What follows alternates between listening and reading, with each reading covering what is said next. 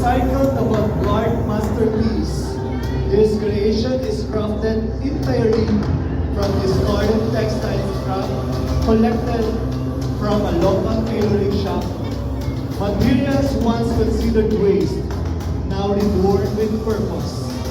Every patch, stitch, and layer is intentionally designed to challenge conventional fashion, transforming forgotten fabrics into a striking expression of creativity and sustainability. This piece embodies the beauty of reinvention. The mix of textures, colors, and patterns reflects diversity and resiliency, proving that imperfection can become art. Silhouette, it pushes the boundaries of design while telling a deeper story, one of responsibility. It speaks for a future where fashion does not harm, but heals, where excess is reimagined, and where creativity becomes a tool for change. Wearing this piece is not only embracing style, but also advocating for sustainability, reminding us that even the smallest straps can be transformed into something extraordinary. Designer, Renz Campos.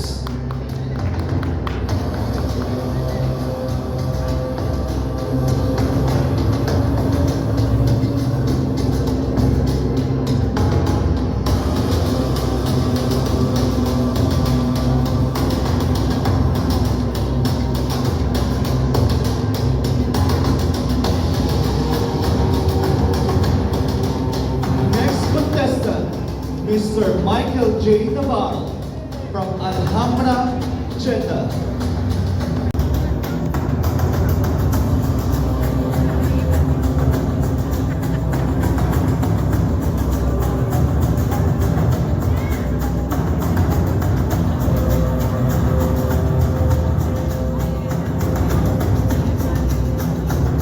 Michael is wearing an avant-garde statement piece crafted from upcycled bed comforters. Puffers transforming comfort into couture through exaggerated volume, sculptural form, and sustainable reinvention. Reimagined from discarded bed puffers, this avant-garde design merges insulation with innovation, creating wearable art through both structure and conscious craftsmanship. A sculptural exploration of sustainability, upcycled bed comforters puffer materials reconstructed into avant-garde between utility and runway. Designer, Kazi Ortega.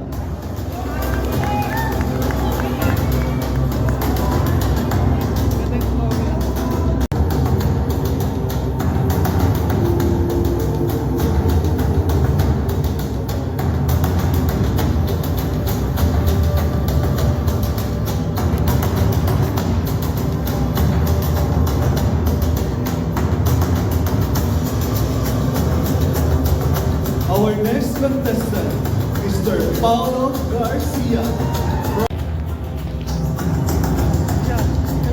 A wood and visionary avant-garde masterpiece inspired by thrift shop fashion and upcycled clothing, transforming forgotten garments into high couture art. This design embodies sustainability, creativity, and reinvention, proving that discarded pieces